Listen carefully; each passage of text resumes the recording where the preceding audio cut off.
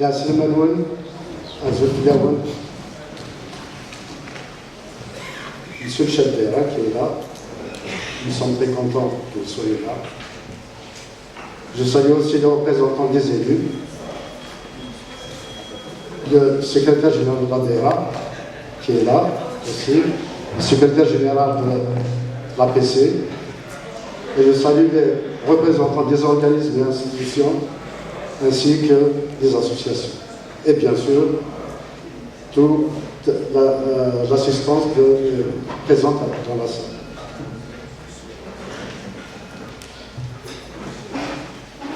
C'est l'une des premières conférences sur l'environnement organisées par notre association Tigzirt Environnement, qui certes est préparée dans un délai très court, à cause du calendrier chargé des conférenciers. Aussi, nous faisons appel à votre indulgence s'il y a un éventuel oubli. Avant de vous présenter nos invités et d'introduire la conférence débat, je tiens à remercier la présence des autorités et celle de tous les invités, sans oublier tous les autres présents qui ont bien voulu venir assister à notre conférence. Nous avons la chance et le privilège d'habiter dans cette ville, dans cette belle région et magnifique, son littoral de grande beauté, ses plages, ses montagnes, ses forêts, qui, malheureusement, je parle des forêts, qui, malheureusement, brûlent de manière récurrente.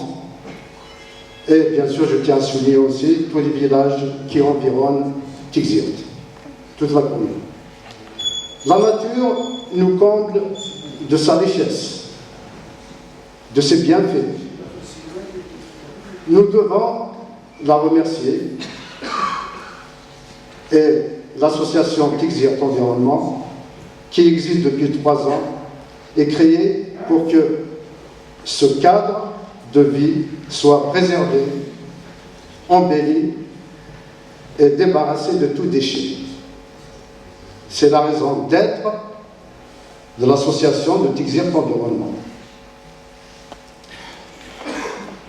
Effectivement, Tigzirt Environnement a pour but principal d'instaurer, d'améliorer le cadre de vie des citoyens.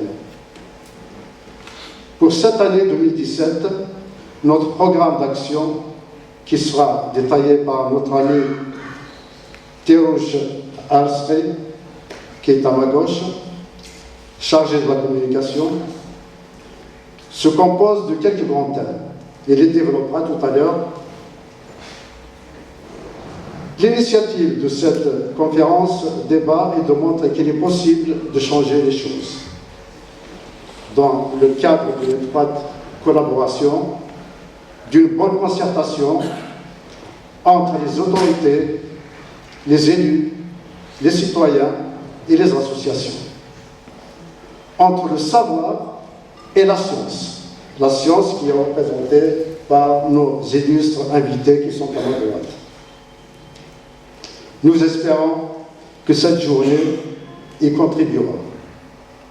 Et dans cette perspective, et avant de laisser place à M. Yassine Jugurta, notre secrétaire général de l'association, qui va avoir la tâche de présenter nos illustres invités, M. Boutmer Majid, M. Lalek Kamel et M. Abdelaziz Majid. Je nous souhaite une très bonne et fructueuse conférence débat. Merci.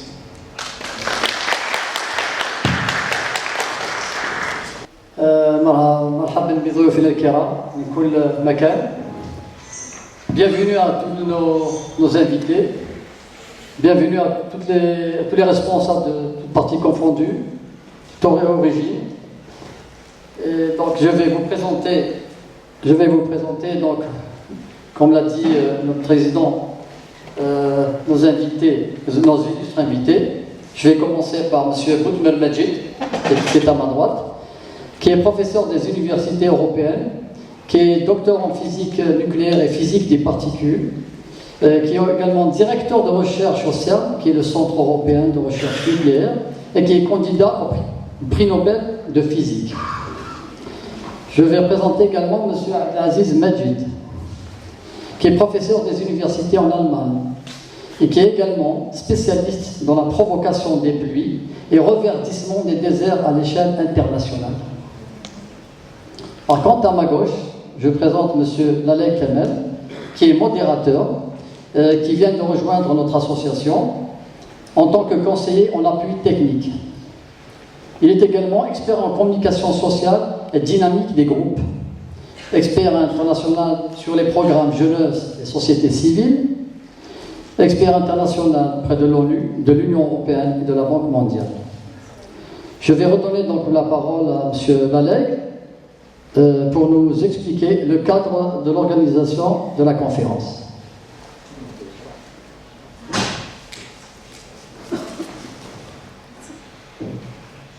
Je te remercie Yassine. Donc je souhaite la bienvenue à M. le chef d'État, M. le secrétaire général, à l'ensemble des élus représentés ici et l'ensemble du public.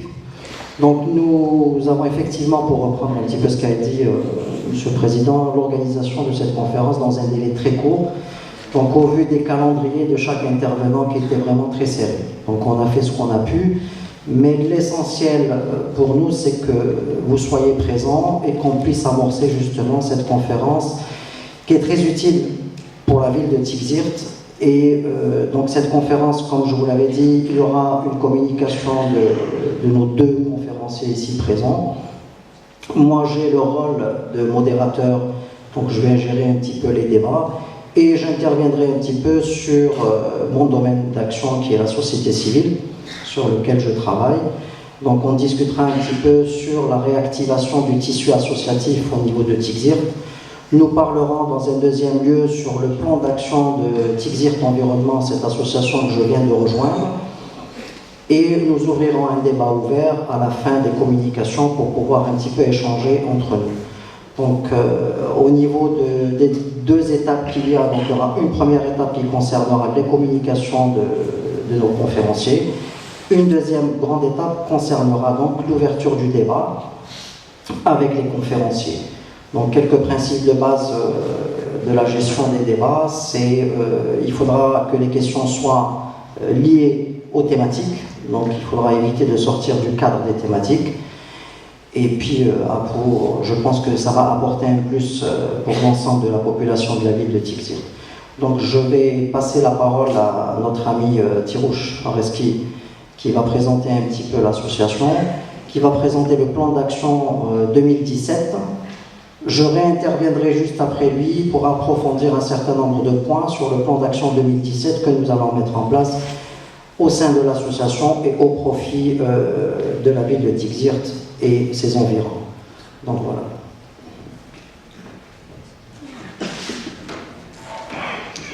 Merci. Azul Flawan, Aslam Alwan, Marhaba Yusuf Marra, merci tous d'être là. Il y a juste une petite communication succincte, parce qu'en fait, à Saguenay, c'est beaucoup plus la conférence de nos invités, mais ils m'ont chargé de vous communiquer un petit peu le travail de l'association et particulièrement son plan d'action pour l'exercice 2017. Tigzirt Environnement, c'est une jeune association. Bon, peut-être elle n'est pas connue à Tigzirt. En fait, on est à sa troisième année. Donc, sur le terrain, on a essayé d'exister par un certain nombre de volontariats qu'on avait organisés, particulièrement pendant 2015-2016. On a essayé de participer à certaines conférences débats où l'association a été invitée, particulièrement au niveau de l'Assemblée de Wilaya de Tizi Ouzou. On a essayé de voir avec les autorités locales pour essayer de trouver un certain nombre de solutions à des problèmes pratiques, à des problèmes qu'on vit chaque jour.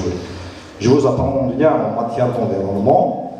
C'est un constat réel, elle est là. Le constat est connu de tous, mais à chaque fois on dit quelles sont les solutions responsables, je dis bien des solutions responsables, qu'on doit apporter tous dans une réflexion un petit peu profonde à cette problématique qui est aujourd'hui un problème sérieux, épineux. C'est la santé publique qui est menacée à travers les déchets d'Enguerven et puis au un mot à dire la situation environnementale de notre région est très préoccupante. Donc, pour le programme d'action de l'association, Tigzirt Environnement, un pied de est une jeune association qui est active à Tigzirt et sa mission principale est la protection et la préservation de l'environnement. Son plan d'action pour 2017 se résume à l'organisation de journées de volontariat, l'organisation d'un certain nombre de séminaires sur la protection et la préservation de l'environnement, l'organisation de journées d'information et de sensibilisation des élèves au niveau des établissements scolaires en matière de la préservation et de la protection de l'environnement, bien sûr, puisqu'on est une association qui travaille dans ce cadre-là, donc on ne peut pas sortir là-dessus. Il y a aussi le lancement d'une outil de diagnostic sur la situation de l'environnement de la région et l'organisation de journées portes ouvertes.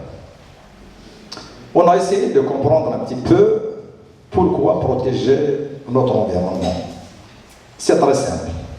Tout simplement parce que nous avons besoin de cette nature pour nos besoins vitaux et notre qualité de vie.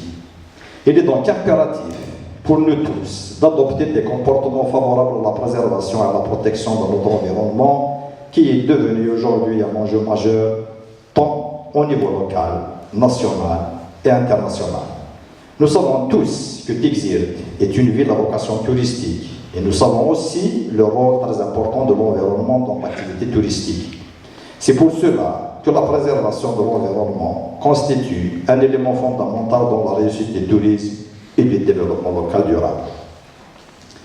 Tigzirt, ville balnéaire par excellence, recèle d'énormes potentialités naturelles avec une richesse de paysages et de milieux naturels de grande qualité qui lui confère une valeur patrimoniale exceptionnelle qu'il faudra exploiter. Tigzirt mérite d'être plus propre et plus joli au niveau de ses quartiers, de ses ruelles, de ses plages et de ses commerces. Et cela passe en premier lieu par une réflexion commune et profonde sur les possibilités d'éradication totale de la décharge sauvage qui est appointée, je dirais maintenant, presque au centre-ville, qui a malheureusement un impact direct sur la santé publique. Ou doit-on nous laisser crouler sur nos déchets et vivre avec ce nombre impressionnant de décharges sauvages où villes, villages, routes, forêts, plages, pointeaux, web, pourris avec tous les risques dramatiques que ça représente sur notre santé et notre cadre de vie. C'est pourquoi aujourd'hui, la protection et la préservation de notre environnement est l'affaire de tous. Et à Tigzirt Environnement, on est vraiment assez conscient.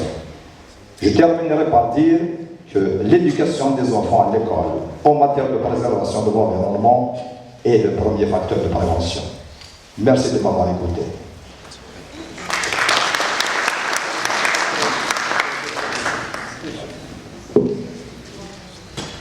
Analyser le mouvement associatif. Vous savez très bien qu'actuellement, le gouvernement, la politique publique qui est tracée en Algérie encourage la participation de la société civile, notamment les organisations non gouvernementales, les ONG, à participer plus activement dans le cadre du développement local, dans le cadre des programmes de gouvernance et un certain nombre de programmes de décentralisation. Nous avons relevé un certain nombre On a relevé des insuffisances au niveau des associations, on a fait un travail de diagnostic, on a relevé aussi dans un certain nombre d'études et d'enquêtes qu'il manquait beaucoup de choses pour le mouvement associatif, malgré que certains font du très très bon travail de proximité, mais il leur manque quand même tout cet aspect d'accompagnement technique, de formation spécifique, au montage de projets, au développement communautaire, au plaidoyer, etc. Il y a un certain nombre de thématiques sur lesquelles les associations doivent être formées. La participation des associations au niveau local devient une condition incontournable. C'est-à-dire que les associations sont un vecteur de développement économique et social. Tous les problèmes, puisqu'Arespé parlait de problèmes environnementaux, moi je préfère parler de situations problématiques. L'une des premières actions que nous inscrivons au niveau de l'association Tigzir d'environnement, c'est bien un diagnostic précis de la situation de l'environnement au niveau de Tigzir pour pouvoir identifier des priorités. C'est-à-dire que dans toute situation, il n'y a pas que des problèmes, il y a aussi des atouts. Donc la première activité qui sera lancée au niveau de l'association Tigzir d'environnement que je vais accompagner tout au long de cette année, c'est de mener un diagnostic de fond pour pouvoir identifier un petit peu les situations et les zones problématiques, pour qu'on puisse à partir de là mettre en place un certain nombre de projets prioritaires, et bien sûr tout cela sera fait dans une démarche participative avec les collectivités locales. Les associations toutes seules ne peuvent pas travailler et les collectivités locales toutes seules ne peuvent pas travailler. On est dans une démarche participative qui exige de nous une implication et qui exige de nous de pouvoir nous impliquer plus sur terrain.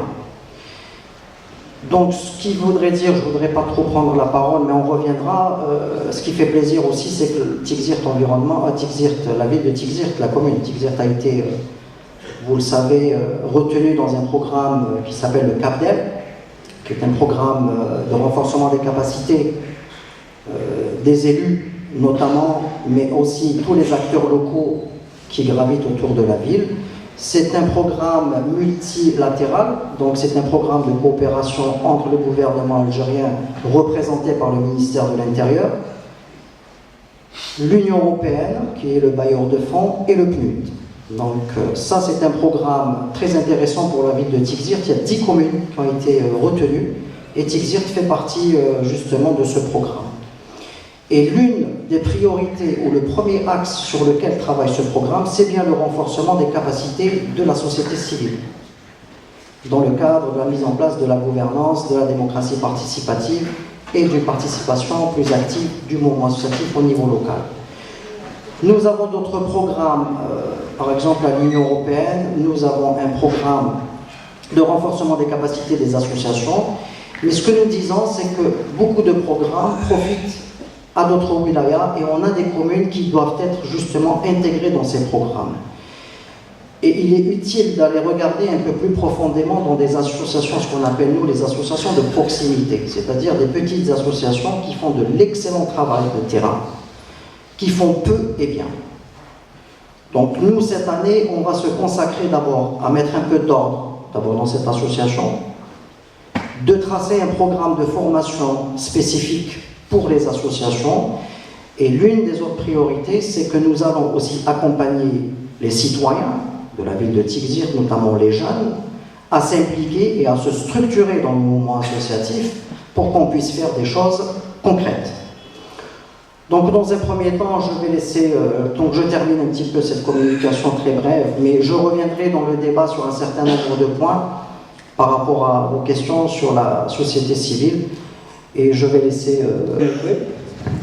سنمرتن ونمك شرم خميل كثنسقي فرها مليح سوشمو محمود على الدار وزرر هذا قلي بعدني جاون يعني نقول في النور تدور سيد نسقي في الله وصغار شحال وقت ساعه كنا صغار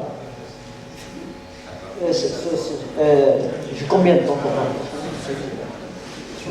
ايوا نهضر على الماء ما خصو ما نروح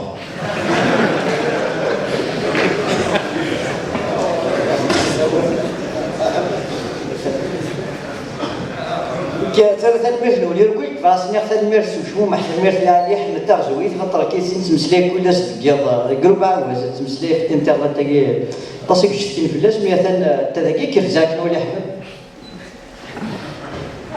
كي يساوي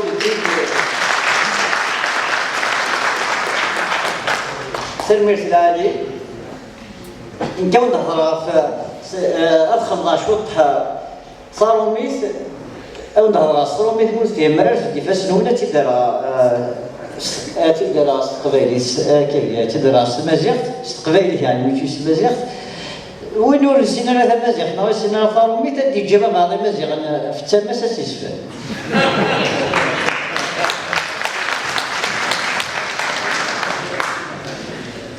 قبل نهضر واحد نص ساعة هذا هضرة دونك هذا زويرة مسلم زويرة أسلامية. Je vais parler un peu en français. Je vais parler dans la suite des deux premières introductions. Donc dans la suite de l'environnement, donc je vais parler principalement d'installer une clinique innovante avec tout ce qu'il y a de plus nouveau en recherche pour le traitement des tumeurs cancéreuses non opérables. l'Algérie. C'est justement pour traiter les effets néfastes en grande partie de l'environnement, principalement des déchets sauvages qu'il y a partout. Donc aujourd'hui, on constate, principalement par l'évolution de la médecine et par l'évolution des choses, qu'on a de plus en plus de cas de cancer déclarés, malheureusement dans tous les villages, même les villages les plus reculés de l'Algérie.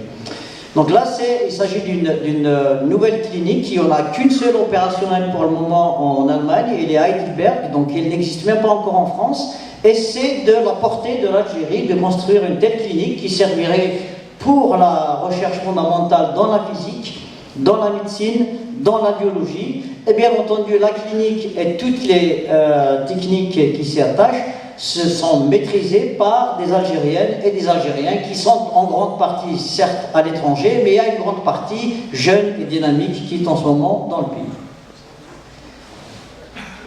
سمازيغ تناولنا نخدم السبيطار ذاك اللي تموت السبيطار يساعدني ناورين يتداوي ثا قايل وعراني نقدر نقرر وين الزميره اللي كزمن الزميره طبا ديك زمنا شي من الداخل يسال مليح وداويش مي تماشي تقدر نخدم نسناسم كاس نخدم سي مشناوين يمزيغن ذي زدايري اللي قلنا برا يقلن ذاكي نزمر تيتناوس نخدم ذاكي ذيكس انغار ذيكس انيسين ذيكس نداوي لكن نقارو القبايليس تسكورت سيملالي انك كي تسعود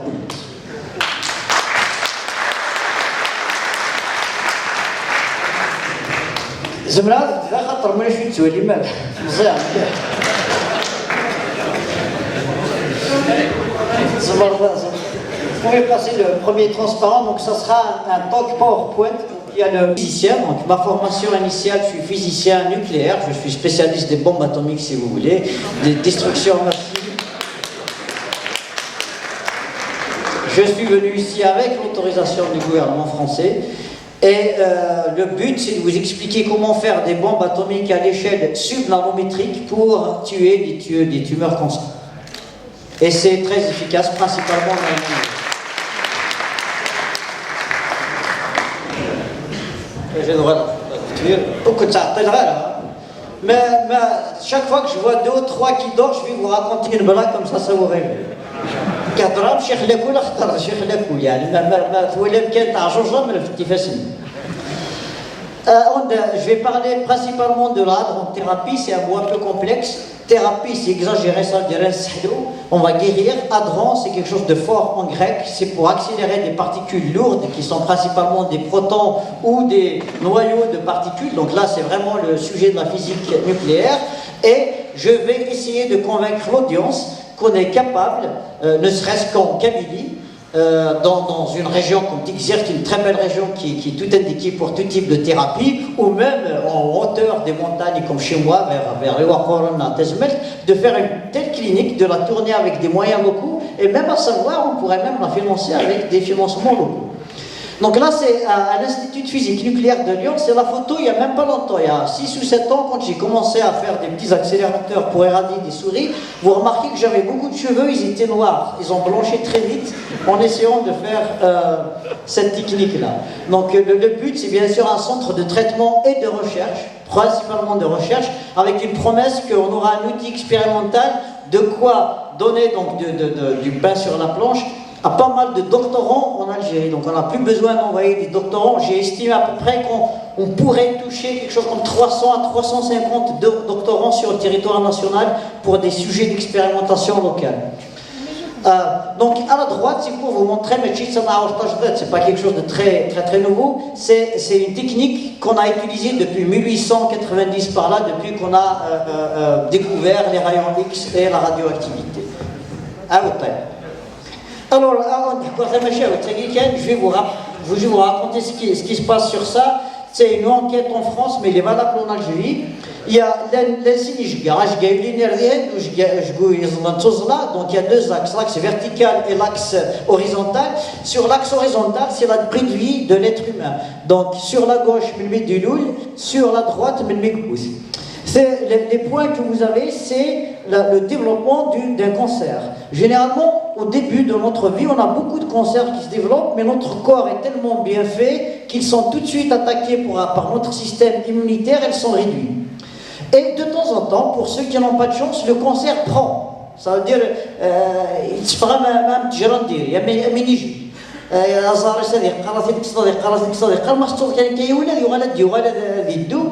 Alors, pour ceux qui n'ont pas de chance, la tumeur démarre. Par manque de moyens techniques pour voir que le cancer a démarré, ça prend. Donc, on ne peut pas voir les petits cancers, et là, on peut les voir uniquement quand ils ont atteint 1 gramme. 1 gramme, mais à l'échelle du cancer, quand une tumeur atteint 1 gramme, elle commence à faire des symptômes. Le patient commence à souffrir, on commence à avoir des symptômes apparents. Donc on va aller consulter. Et quand on consulte, généralement, on a un traitement. Donc pour les traitements qui existent actuellement en France, je ne dirais pas que c'est les mêmes en Algérie, mais les techniques sont les mêmes. Donc c'est juste les moyens qui ne sont pas les mêmes. Donc quand on commence un traitement, on a tout de suite, vous voyez la courbe, elle monte jusqu'au sommet où c'est marqué la flèche traitement. Donc, on commence à s'attaquer à la tumeur par chirurgie ou chimio ou autre. On voit le nombre de cellules tumorales qui diminue et donc on réduit le cancer. Les cellules cancéreuses sont tellement intelligentes qu'elles se réadaptent. Assez souvent, elles deviennent un autre cellule et ça devient les points rouges, les triangles rouges que vous voyez. Et donc, ça devient très agressif et ça conduit la personne vers sa fin. Donc, les médecins, dès qu'elle a fait ils peuvent guérir les soins palliatifs. De temps en temps, la tumeur, les cellules cancéreuses diminuent. Le cancer, et on fait la faute, l'erreur de croire que c'est guéri. Mais en fait, il reste des cellules qui vont se régénérer et c'est souvent que ça reconduit, ça devient un autre type de tumeur, un autre type de cellule et ça, la personne. Quand on touche la ligne rouge en haut, c'est la mort. Donc ça conduit la personne avec des soins palliatifs vers la mort. C'est pour ça qu'avant, les malades du cancer ne guérissent jamais. C'est juste une histoire de temps. Le cancer finit toujours, parce que les cellules sont tellement malignes, le cancer finit toujours par se reformater, par se changer de look, comme on dit, et revenir. Mais en fait, avec les techniques d'aujourd'hui, on peut aller encore plus loin, qui est toute des cancers. Et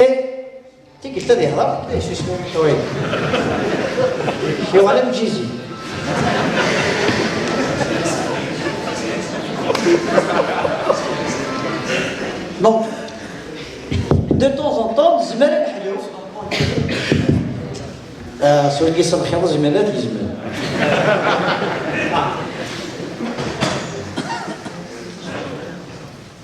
donc de temps en temps, on arrive vraiment à guérir, et d'ailleurs, il y a plein de gens qui arrivent à guérir. Donc, en tout cas, ici, c'est les statistiques en France, elles sont différentes en Algérie. Quand on traite les personnes, donc quand on traite 100 personnes, où on a trouvé des cancers, et on regarde le taux de guérison, le taux de survie à 5 ans. Donc on attend 5 ans après, on compte le nombre de survivants. Pour les hommes, on a 46%. Pour les femmes, on a 62%. Je parle des hommes et des femmes qui sont dans les mêmes conditions. Ça ne veut pas dire que les hommes boivent et chic ou fument plus que les femmes. Donc là, on prend la même catégorie de gens. Hein. Et puis pour les enfants, c'est 79% de guérison ou de survie après 5 ans. On sait aujourd'hui, on n'arrive pas à l'expliquer, que les femmes ont des réponses positives, donc ils ont des moyens de se défendre qui sont meilleurs que chez l'homme. Donc on ne sait pas exactement d'où ça vient, c'est peut-être le fait avec l'évolution que la femme c'est la porteuse de notre espèce en quelque sorte, c'est elle la garante de la continuité de notre espèce, mais pour les enfants on a un taux de survie de l'ordre de 80%, ça vient du fait qu'on met beaucoup plus de moyens pour un enfant que pour un adulte. Donc en France par exemple, la quantité d'argent qu'on investit pour guérir un enfant ou un nourrisson est à peu près 3 fois plus grande que la somme investie pour guérir un adulte. Donc ça explique le haut taux de guérison. Et les moyens qu'on fait, c'est les mêmes moyens qu'en Algérie pour le moment. Donc quand on arrive à faire de la chirurgie, on accède, on fait la chirurgie. Malheureusement,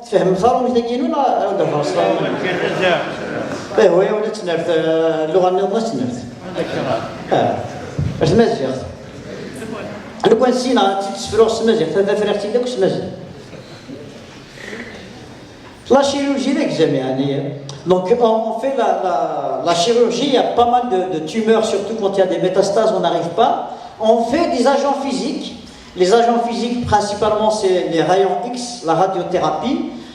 Donc aujourd'hui en Algérie, l'Algérie a beaucoup investi. Depuis 2-3 ans, j'ai remarqué qu'il y avait pratiquement tous les hôpitaux des grandes villes étaient équipés de machines d'ailleurs modernes pour faire la radiothérapie. On fait de la curithérapie, donc on arrive à mettre des éléments radioactifs directement sur la tumeur cancéreuse pour la guérir. Ça se pratique aussi, principalement pour le goitre. Sinon, on fait des éléments non ionisants, donc comme la cryothérapie. Donc on arrive à refroidir. Donc c'est une technique par exemple inventée par les Russes. On arrive à mettre de la vodka sur refroidi quand on a des tumeurs du duodénum ou de l'estomac. Donc on arrive à baisser la température avec des boissons pas très mauvaises comme la vodka. Enfin, très mauvaises, mais bon, en grande quantité. On arrive à faire ça. Non, c'est juste pour vous faire une blague. La vodka, elle est très mauvaise en grande quantité. Si je vous parle parce que j'ai beaucoup d'expérience dans la vodka.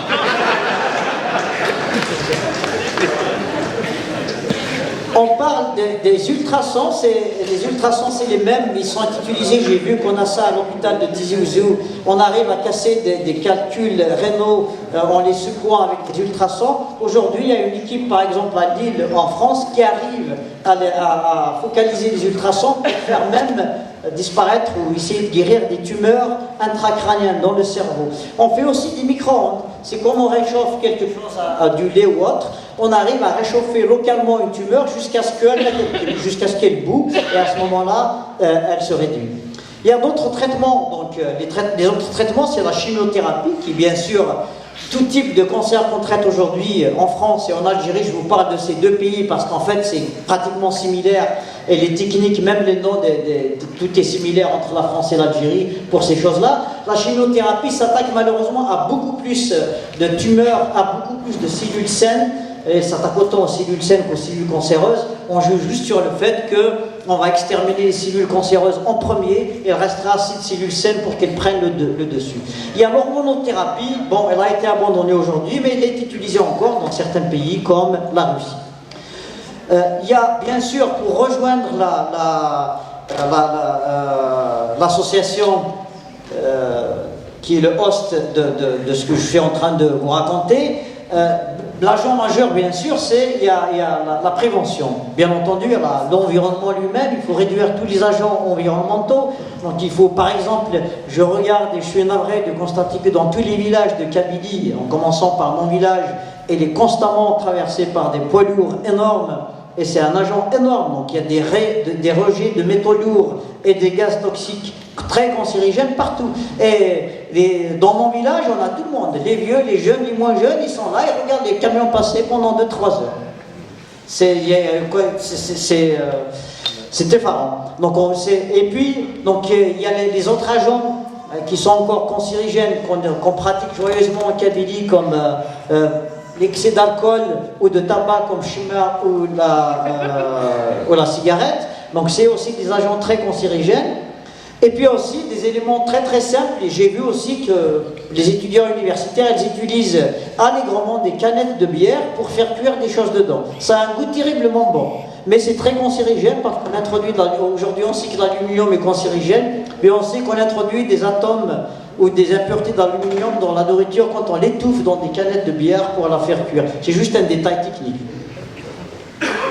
Donc l'environnement, c'est vraiment un grand facteur de prévenir contre les cancers. Bien entendu, il y a les cancers qui n'ont pas beaucoup de choses à voir avec l'environnement, comme les cancers qui sont de raison génétique. Et aujourd'hui, il y a beaucoup d'équipes mondiales qui travaillent sur les gènes. Donc, ils vont voir des gens qui ont développé des cancers, ils vont voir leur progéniture et essayer de les prévenir contre de l'apparition de ce type de cancer que leurs parents ont eu.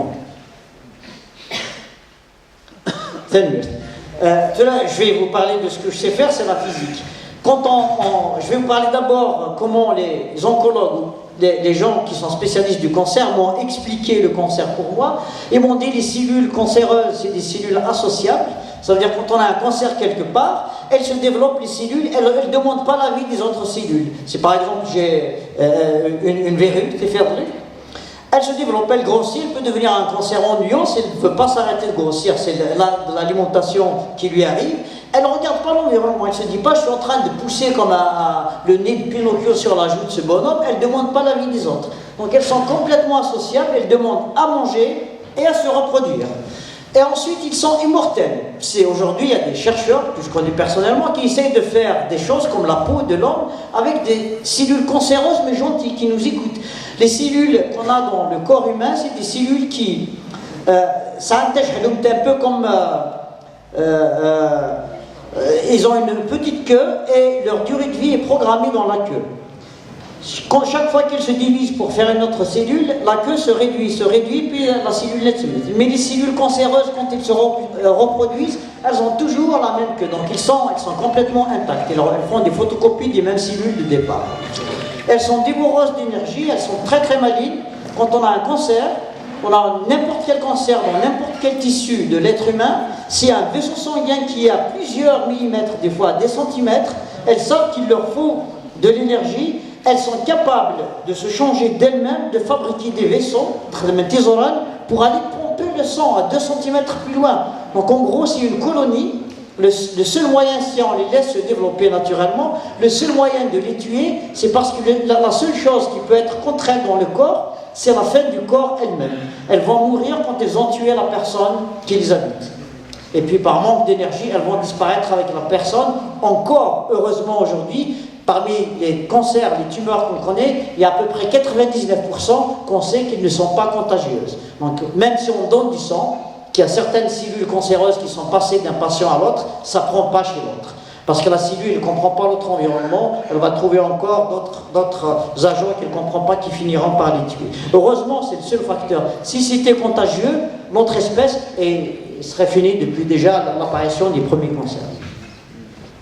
Elles sont aventureuses, elles changent complètement d'identité. Donc elle peut naître dans le foie, ou elle peut naître dans le poumon, c'est une cellule du poumon. Quand on la regarde, on ne la voit pas. Elle peut aller dans la prostate, elle devient une cellule de prostate. Pour beaucoup de cancers, pour les chirurgiens aujourd'hui, quand ils ouvrent par exemple la prostate ou le foie ou autre, quand ils ouvrent, ils ne voient pas, ils voient par exemple la prostate qui est anormale, mais ils ne voient pas les cellules cancéreuses des autres. Elles sont exactement identiques aux autres. Et voient juste la forme de la prostate qui est différente. Il ne sait pas en couper. Il y a des outils qui indiquent maintenant avec des agents radioactifs qui indiquent où c'est, mais bon. Donc le piège, c'est qu'elle ressemble à n'importe quoi. Maintenant, quand quelqu'un qui travaille dans les cancers vous explique ça, vous allez lui dire, écoutez, j'ai rien compris, c'est très compliqué, expliquez-moi de nouveau. Il va vous dire, vous lui dites qu'est-ce que c'est que la cellule, vous dire c'est quelque chose de compliqué, mais à l'intérieur, il y a quelque chose qu'on appelle l'ADN, et cet ADN, c'est là où il y a la vie, c'est là que la vie s'organise, et ça devient encore compliqué. Vous lui dites, c'est là où la vie s'organise, vous voulez tuer la cellule, vous voulez la tuer, oui, et il vous dit maintenant, L'ADN, il n'arrive pas à le compliquer, et puis de temps en temps, il va faire l'erreur de vous dire « Ah, mais l'ADN, il est fait de 60% d'eau. » Vous dites « Attendez, l'eau, je connais. Je vais chercher la brique la plus élémentaire de l'eau, c'est l'H2O. » Je dis, on va parler de l'H2O, on va laisser la vie tranquille. Maintenant, comme physicien, je lui dis, on peut aller dans des échelles de plus en plus petites. Je lui dis, écoutez, votre noyau d'oxygène, l'atome d'oxygène là-bas, c'est est-ce que si je vous fais une petite bombe atomique à l'intérieur, ça va tuer cette cellule? Puisque les autres agents, la chimiothérapie, la radiothérapie, la cellule. S'il te plaît, tu veux mourir, on la tape, on lui donne un coup de pied, de temps en temps, elle va faire un apoptose, elle va décider de se suicider. Mais avec ça, elle n'a pas le choix. La vie, c'est terminé. Et quand on arrive à cibler cellule par cellule et on les nettoie, donc c'est la technique de l'hydrothérapie, il n'y a pas de facteur très hasardeux à l'intérieur. Donc la cellule, elle s'évapore complètement. On l'a réduit à l'échelle atomique. La vie, on l'oublie définitivement. Même si elle a mis des milliers, savoir des milliards d'années pour s'adapter à cette planète et revenir là, on l'a réduit à son échelle élémentaire, ça veut dire à son échelle subatomique. 0.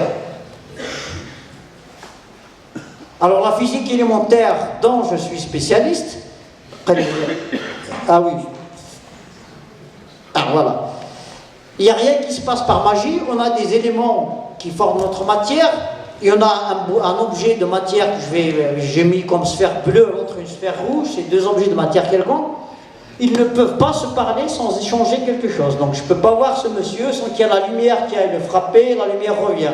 Je ne peux pas rester sur la planète sans que mon corps sache que la planète est là et mon corps sache que le soleil est là-haut et que le soleil est très très loin, donc je tombe sur cette planète. Et on échange quelque chose. Cette chose qu'on échange, c'est une quantité d'énergie qu'on essaye de détecter. Donc aujourd'hui, on a compris que par exemple, j'échange de la matière, j'échange un gravitant. En 2015, vous avez vu, on a détecté les ondes gravitationnelles. Et donc ça va générer probablement des prix Nobel bientôt, mais on a détecté qu'effectivement, mon corps parle à la Terre, et la Terre lui parle. Donc je ne peux pas savoir que mon corps ne sait pas que la Terre est là. Si la Terre disparaît sous mes pieds, vous la mettez très très loin, et tout le monde disparaît avec la jolie fille là-bas, mon corps va être attiré par son corps, parce qu'il y a les deux masses, on va tomber dans la loi de gravitation classique, on va avoir un rapprochement. Donc c'est juste, je ne m'approche pas de la dame parce que la Terre me gêne pour le moment. Et donc on tourne le transparence s'il vous plaît. Donc ce qui se passe, on s'est rendu compte qu'il y a plusieurs choses qui s'attirent. Donc on interagit avec plusieurs manières différentes. La première, c'est la masse. Quand on a des masses, on arrive à s'interagir. Et on échange quelque chose qu'on appelle le gravitant. Cette masse, on l'a expliqué, on ne sait pas ce que c'est magique. On ne sait pas pourquoi M. Majid ici, il pèse 66 kilos, peut-être 67 années. Non, on ne sait pas ce que c'est, et on l'a compris uniquement en 2013. Donc parmi les découvreurs, donc vous avez entendu parler du boson de Higgs, donc il y a mon nom qui figure parmi les découvreurs de ce boson de Higgs de 2013-2014. Il y a beaucoup d'autres Algériens aussi, il y a beaucoup d'équipes d'ingénieurs d'Algériens et autres qui ont participé. On ne savait pas ce que c'est jusqu'à ce moment-là. Et en fait, on sait maintenant que le vide, ou lèche, quand on dit ou lèche, c'est quelque chose qui existe, puisqu'on lui a donné un nom. Si vous rentrez dans le vide ne devient pas vide. Et la manière dont vous voyez le vide qui vous voit, c'est ça votre masse. Le poids. C'est un peu philosophique, mais c'est comme ça. Et on a détecté comment nous, on découvre le vide. Et comment le vide nous découvre, si vous voulez. C'est notre manière d'exister à l'intérieur. Donc ça, c'est les découvertes de la physique fondamentale jusqu'à aujourd'hui. Je vous parle de 2016. Il y a plein de choses qu'on ne comprend pas encore. Donc si vous visitez un jour Genève, je me ferai un plaisir de vous visiter le plus grand accélérateur du monde, le Large Hadron Collider, qui fait 27 km de circonférence. Il y a une autre chose, par contre, qu'on comprend. On l'utilise beaucoup aussi, mais on ne sait pas ce que c'est, la charge électrique. Quand je prends une petite particule qui s'appelle un électron, elle a une charge électrique. Quand elle bouge, ça génère l'électricité. Puis je la fais tourner dans une spire, ça fait du magnétisme, ça fait l'électromagnétisme. Et avec ça, on peut faire fonctionner le data show, on peut faire la lumière, on peut fonctionner le téléphone portable, les ordinateurs, on peut tout faire. Mais aujourd'hui, aucun physicien sur cette planète ne sait ce que c'est que la charge électrique. De quand est-ce qu'elle est apparue. Donc la découverte de la charge électrique serait quelque chose de phénoménal. Sophia, bon retour. À très bientôt. Alors, donc la charge électrique, c'est des choses à chercher, à comprendre. C'est non seulement ça va générer des choses comme des prix Nobel, mais ça va générer une révolution énorme dans la compréhension de l'univers par notre espèce. Il y a une autre interaction, c'est la radioactivité naturelle qu'on appelle l'interaction faible. C'est grâce à elle que le Soleil marche. En fait, c'est une interaction qui est assez bizarre. Il y a certaines particules qui se trompent d'identité.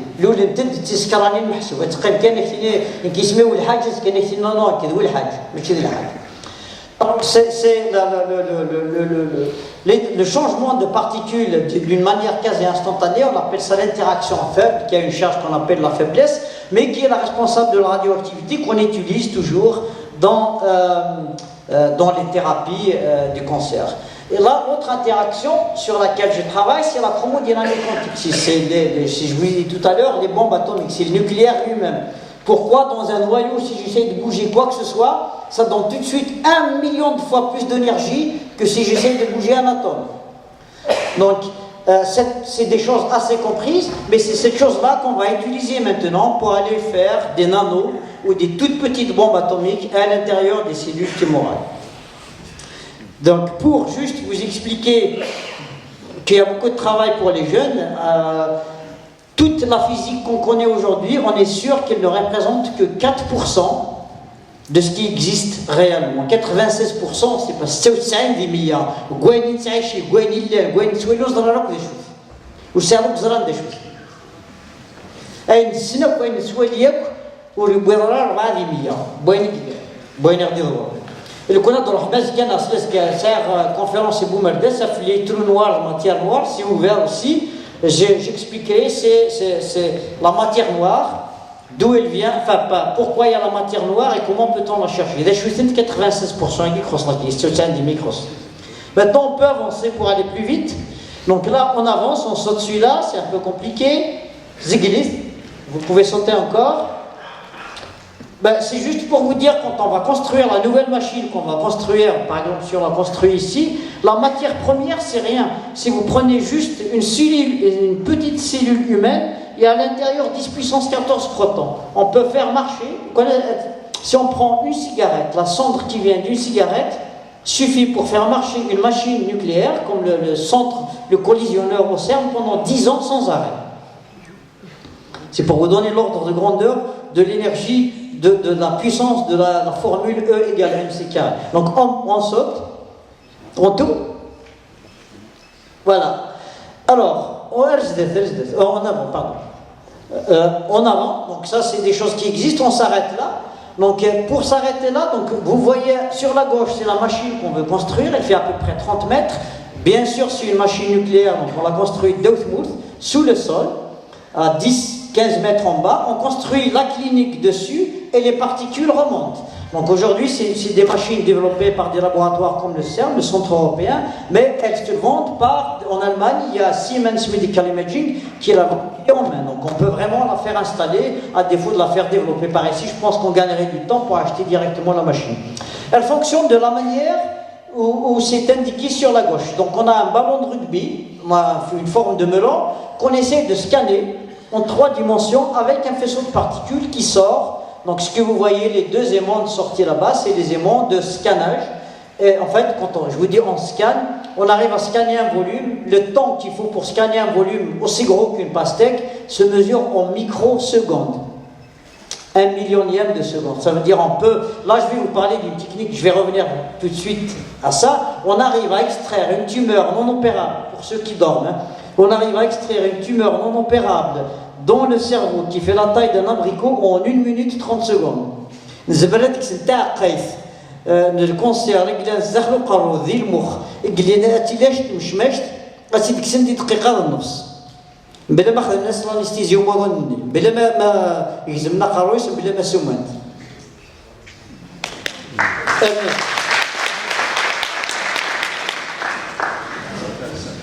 Le hasard fait que parmi la matière qu'on utilise pour aller tuer les tumeurs, donc vous essayez pas de comprendre, c'est un peu barbare, mais le hasard a fait que la matière qu'on utilise pour essayer d'extraire des cancers qui marchent le mieux, qui tuent vraiment les cancers, c'est le carbone, d'accord. Donc c'est la cendre c'est la cendre tout simplement, c'est la matière la plus facile, la plus abondante, d'accord.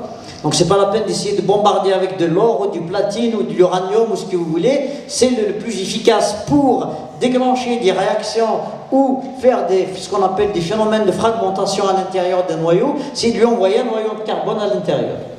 En tout, donc là, les accélérateurs de particules tels qu'il existe, il y en a des petits et des grands. Donc nous, en Algérie, on a besoin d'un accélérateur de particules, un synchrotron, un synchrosynchrotron. Premièrement, pour faire de la physique fondamentale, bon, rien ne nous empêche de l'avoir, mais on peut faire de la physique d'enrichissement, des bombes atomiques, de ce que vous voulez. Certes, ils ne vont pas nous laisser, nos voisins européens, de faire des recherches sur les bombes atomiques, mais on pourra faire des recherches pas mal sur la physique, la spectroscopie et autres, donc les matériaux, etc., etc.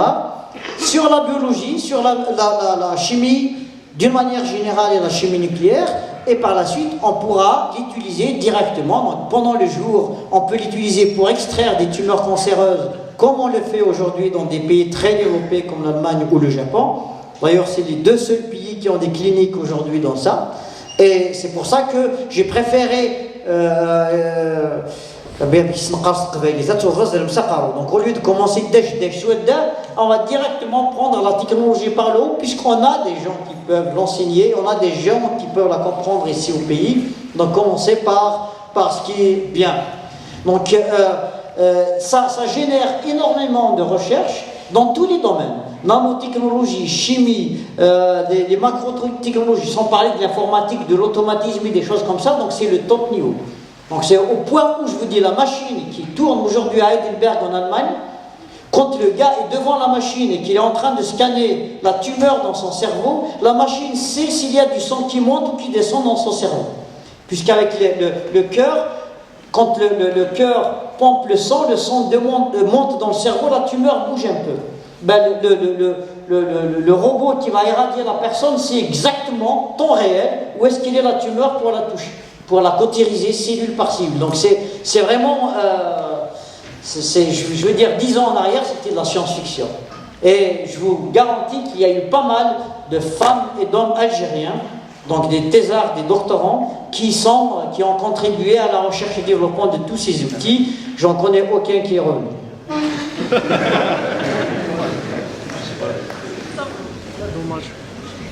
Merci. La première clinique, là voilà, c'est une clinique au Japon. Là, c'est un dessin. Mais les Japonais le font toujours. Donc c'est pour vous dire, quand tu vas à la clinique, c'est comme si tu viens à Tixirt, plage, avec un beau hôtel. On reste 24 ou 48 heures. Et puis on va voir, on ne sent même pas les médicaments. On va recevoir une petite dose pour scanner la tumeur. Et puis on repart. Les Japonais, pour faire dans l'état d'art, la prochaine, je l'ai visité, ils l'ont fait comme ça. Donc c'est bien dans la japonaise, avec des arbres, des jardins, de l'eau, des oiseaux. Donc le patient, une fois qu'on lui a fait l'imagerie, etc., on lui donne un rendez-vous. Il va là-bas, donc il est là, il regarde la télé, ou joue au ping-pong, ou il va faire du zen à côté. Puis on lui dit, monsieur, c'est à vous. Il arrive, il repart 10 minutes après, et puis on le vérifie 3, 4, 5 semaines par la suite pour voir est-ce qu'on a vraiment, puisqu'on fait désintégrer ces cellules tumorales, et puis c'est au corps de les évacuer, bien sûr. Donc par la suite, on regarde qu'est-ce qu'il est advenu de ça. Donc des images, il y a une image ou deux qui vont être choquantes pour ceux qui ont le cœur. Ça, c'est un professeur de physique qui a une tumeur, vous voyez, vers l'avant. C'est la grosse chose qui est sur la gauche, sur cette première radio.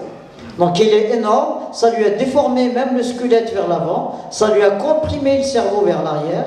Donc il a été irradié, c'est un prof de physique, il exerce toujours. Hein.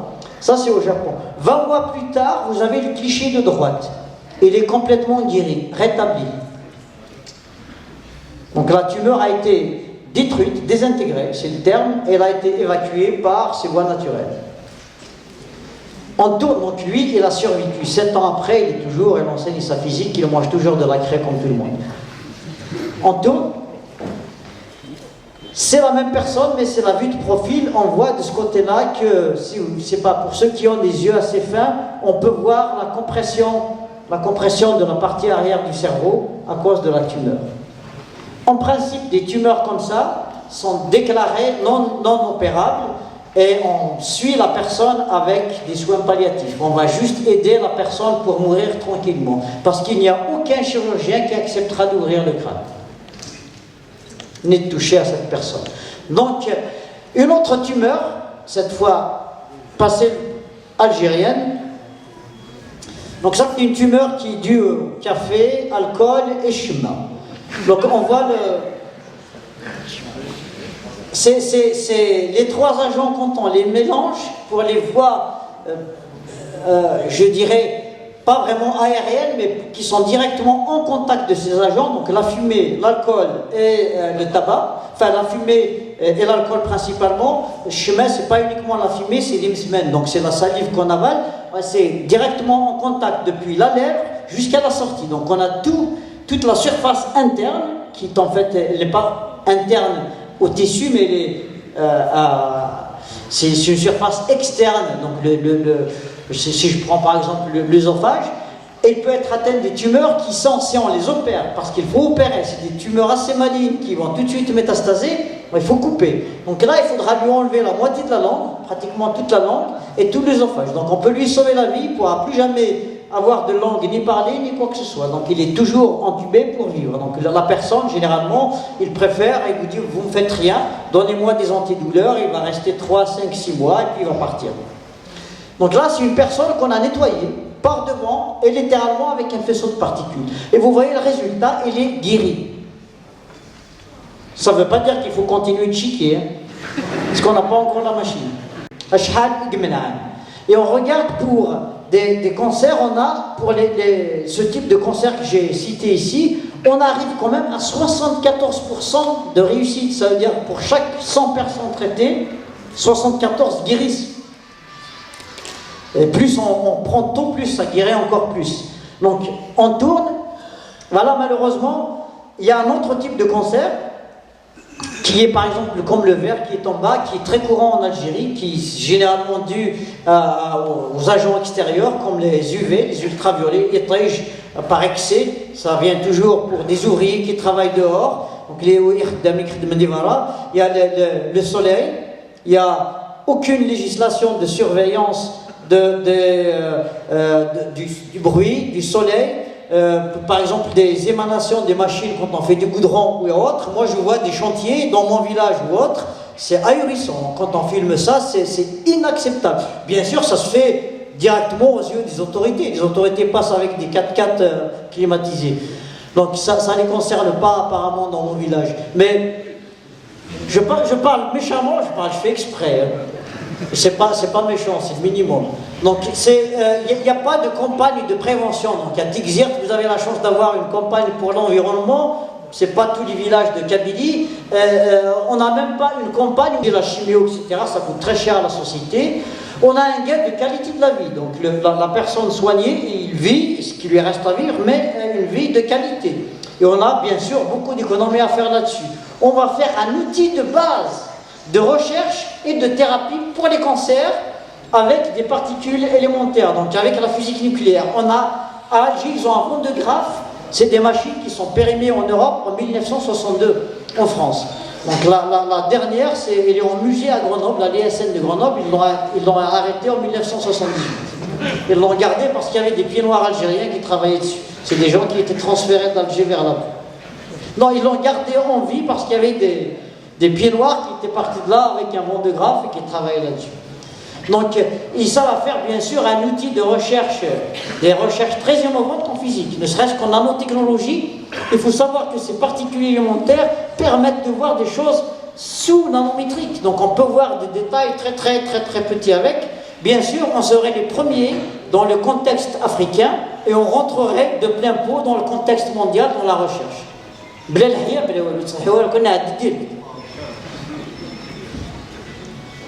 Merci. Donc, on pourrait traiter le traitement, donc on va utiliser du carbone 12. Le traitement, ça serait en 90 secondes par séance. Donc, en moyenne, en 90 secondes, on peut vraiment traiter quelqu'un. Pour les premières années, si on décide de faire une telle machine, donc avec ou sans l'accord, peut-être il faut quand même avoir l'accord de notre gouvernement, ne serait-ce que pour la faire, avec ou sans financement, on pourrait quand même la faire. je vais vous montrer tout à l'heure les finances que ça fait là-dessus, on pourrait traiter au moins 2000 patients pour commencer déjà en 2019-2020. Quand je parle de patients, c'est des patients qui sont donnés morts par les techniques actuelles, même si on les transfère en France. Aujourd'hui en France, on s'inscrit pour être transféré en Allemagne. Moi, je fais partie des recruteurs pour le centre en Allemagne à Heidelberg des Algériens. On m'a écrit plusieurs fois, surtout j'ai parlé une fois à Nahar, je sais que ça va choquer certains d'entre vous, mais c'est vrai. On n'a pas arrêté de m'envoyer des messages pour aller à ce centre. Et le centre d'Heidelberg, qui est en Allemagne, qui a fait sa page internet en anglais, en allemand et en anglais, il l'a fait en français. En plus. Et ils ont recruté quelqu'un qui parle kabyle parce que beaucoup leur téléphone pour parler kabyle. Parce qu'eux, ils aiment bien que le patient leur parle directement quand ils peuvent faire. Mais croyez-moi, c'est une vérité. Le centre HIT, il y a un accueil quand vous lui parlez en français. Ils vous répondent. Si vous lui dites d'Algérie, ils vous disent si vous voulez, on peut parler tarvélis. Et ils vont vous parler, ils vont vous ramener une base sur le terrain.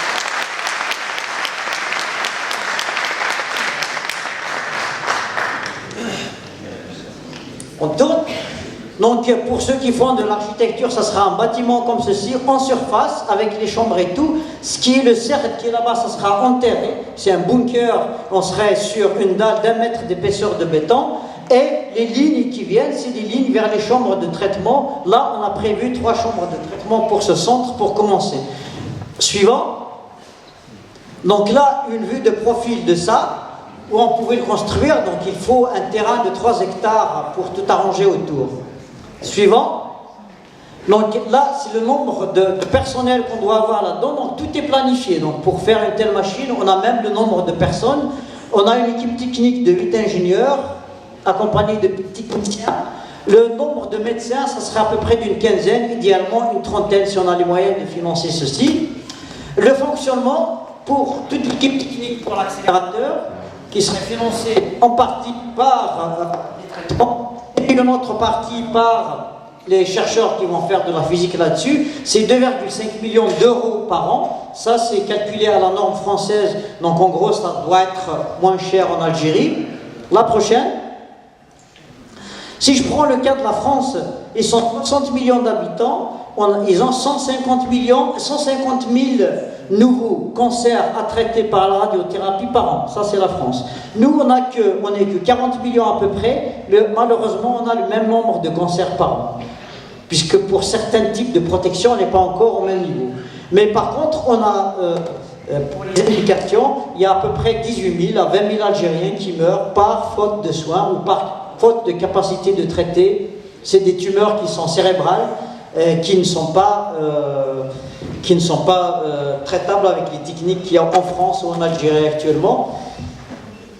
En tout, donc le coût total, c'est l'investissement 120 millions d'euros. Il faut à peu près 20 millions d'euros par an. Le coût en France pour soigner définitivement un patient, c'est à peu près 25 000 euros. C'est un peu moins cher ici. Je connais beaucoup d'Algériens, de jeunes et d'autres qui sont partis. Donc avec le cercle relationnel des Algériens qui sont là-bas, se faire traiter en Allemagne, ou même, il y en a qui sont partis jusqu'au Japon. Je connais quelqu'un qui a ramené sa fille jusqu'au Japon pour la faire soigner, parce que c'était urgent et il ne pouvait pas avoir la place en Allemagne. Donc il y a des Algériens qui peuvent trouver, dans mon village, on a pu trouver assez d'argent pour envoyer une collégienne, donc de classe, pas une collégienne, une lycéenne de Lydia, de classe. Donc c'est les jeunes qui sont sortis dans les rues, ils ont fait plein de choses, ils m'ont invité pour parler, pour dire qu'il faut ramasser de l'argent. On a quand même ramassé 3 milliards. Et il s'est fait soigner, oui, dans la rue. Aujourd'hui, il y a plein de villages, donc il y a l'Étoile, il y a Taqarrouch, donc l'Étoile, il y a Wakhouran, Taqarrouch, Sharfa, il y a plein de Tezmelt, ils ont même créé une association anti-cancer, ils ont avec Idrim Negivara, ils ont 2 ambulances, ils ont des médecins, tous bénévoles, qui essaient de faire des circuits d'information et de traitement pour tout le monde, donc c'est vraiment actif et sans besoin vraiment d'interférer avec les structures, je veux dire les structures étatiques qui sont des fois très très lourdes. Donc il n'y a pas besoin de tout ça. Donc aujourd'hui on sait que il faut dire pour être soigné en France pour une tumeur, même si pour un enfant, pour avoir un soutien de l'Algérie, ça n'existe pas. Si on n'a pas un papa général, une maman secrétaire dans l'armée ou quelqu'un, on peut... Donc les choses qu'il faut dire il faut les dire c'est tout. Donc si on ne s'appelle pas Bouteflika, on ne peut pas aller toutes les semaines à Grenoble.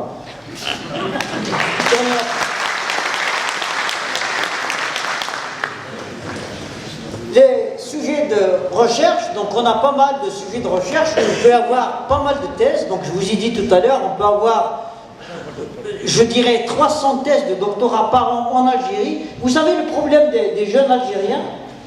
Il fait 5 ans à l'université, il fait une thèse de doctorat en Algérie, à Tizi Ouzou, il invente un sujet, il n'a pas le droit de garder le secret, parce que, jusqu'à aujourd'hui, je reçois pas mal. Quand il arrive à formaliser sa thèse, il lui faut un protocole expérimental. Et c'est en Europe, on ne peut rien faire ici. On lui fait une bourse de 11 mois, il va aller en Europe, je les reçois, il est obligé de me dire tous ses secrets. Il fait son protocole expérimental, il a le papier avec lui, et j'utilise allègrement tous ses réunions. Et puis je le renvoie en Algérie, il va traîner avec le ministère pour qu'on lui fasse une équivalence, conseiller, assistant, et c'est pas où, etc. Après, c'est son problème. Moi, j'ai fait mon devoir, je lui donne 2 ans de post-doctorat là-bas. Après, généralement, ils trouvent ailleurs. Mais c'est vraiment comme ça qu'on fait avec les Algériens. Des très bons médecins, on les utilise en internat. On les utilise en France, on les paye 900 €. Et là, des médecins formés qui sont mieux qualifiés que les gens de là-bas. Tout ça parce qu'ici, on n'en a rien à faire ici. D'ailleurs, c'est pareil. J'ai demandé... Ça c'était je voulais lui demander, je ne sais pas pourquoi, on est pareil que la Tunisie et le Maroc, je ne sais pas pareil, je ne sais pas pourquoi le poisson, c'est pour critiquer Tigzir. Voilà, c'est pour lui dire, je ne sais pas pourquoi, en Algérie, le poisson il coûte très très cher. Et il me dit, c'est connu, le poisson en Algérie, il meurt de vieillesse. Ça veut dire les pêcheurs, ils font rien. Donc c'est pareil par rapport à nos capacités. Elles sont toujours dormantes. Sauf quand ils sortent là-bas, ils ne reviennent pas. Mais c'est tout le système qui est fait pour que ça se reste comme ça. Donc il y a pas mal de recherches en radiobiologie très innovantes qui peuvent se faire dans des laboratoires ici. On n'a pas besoin de raconter nos secrets à l'étranger. Il y a de l'imagerie. Tout à l'heure, je vous ai dit, quand un cancer est très très jeune et très petit, on peut le guérir. Principalement le cancer du sein. Il y a une certaine taille, on n'a pas besoin de faire l'ablation du sein, on va aller directement avec une aiguille, prendre le cancer et en finir avec. Et il y a pas mal de ce type-là, mais bon, c'est des techniques, ils peuvent s'acheter, je veux dire, on importe plein de choses des Chinois, même des ouvriers, mais il y a des appareils qu'on peut acheter des Chinois sur Internet pour rien du tout, on peut faire des recherches ici avec, mais on ne le fait pas. Donc on peut acheter des microscopes à 160 € et on peut faire plein de choses avec, des grossissements, des trucs informatiques et autres. C'est des techniques inventées par les Européens et tout, mais les Chinois les fabriquent à un prix complètement dérisoire et on leur donne ça sur Internet, il faut aller voir. Bien sûr, il faut avoir le ma'arifa du port park nedad.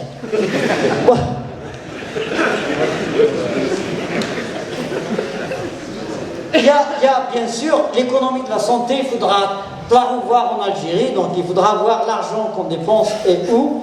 L'économie de la santé, c'est qu'il ne faut pas qu'il y ait des choses redondantes, il faut que quand on traîne de faire une radio à quelqu'un, l'économie va augmenter, quand on traite de faire une chirurgie à quelqu'un, les sous qu'on doit dépenser sont multipliés par 3 ou par 4,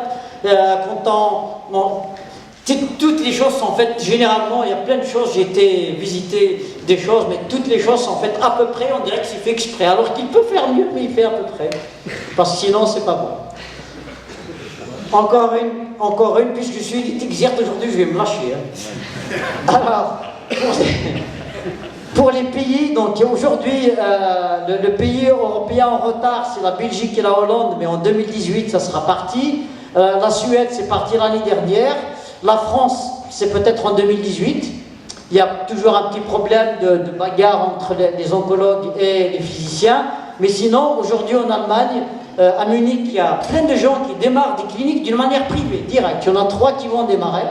Et à Heidelberg, il est fonctionnel depuis 2012, mais il faisait des expériences déjà depuis 2008 sur l'homme. En Allemagne, il y a une législation qui permet à un malade d'accepter le traitement sans passer par l'autre. Donc, s'il l'accepte, les oncologues et les physiciens peuvent le traiter.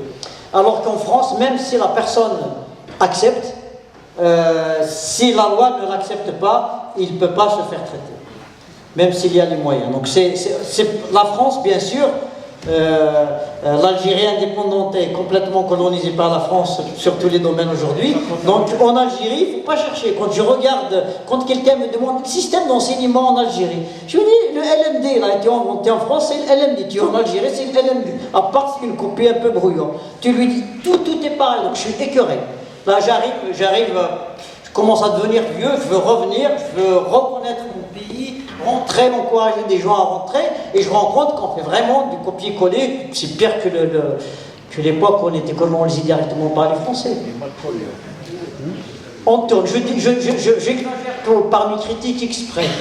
Donc ici, il y a pas mal de choses qu'on peut maîtriser ici en Algérie par des jeunes qui sont complètement capables. Je suis vraiment très positivement surpris par la capacité des jeunes femmes et hommes algériens, quand ils sortent en Europe, comment ils arrivent à rattraper le retard et à surpasser tout le monde dans des domaines qu'ils n'ont jamais entendu parler. C'est des gens, ils sont tellement assoiffés de pouvoir, et là-bas, il me dit comment il fait pour assimiler tout ça. Je connais des gens, ici, ils ne faisaient rien. Je l'ai dit à la télé la dernière fois, j'ai pris un gars qui a arrêté en master à Bougie, et il travaille dans un bar, à Mayoux, et je lui ai trouvé pour faire un stage, il a continué, c'est devenu l'un des meilleurs physiciens des hôpitaux de France aujourd'hui, il travaille à Paris. Bon, il fait plein de choses innovantes, il était tellement assoiffé, il ne dormait même pas. Donc tous les Algériens sont comme ça, donc il y a juste quelque chose, on a une maladie qu'il faut trouver, qu'il faut éradiquer pour nous réveiller un petit peu. Je n'arrive pas à la nommer, mais c'est la calmisouera on t'y dit merci.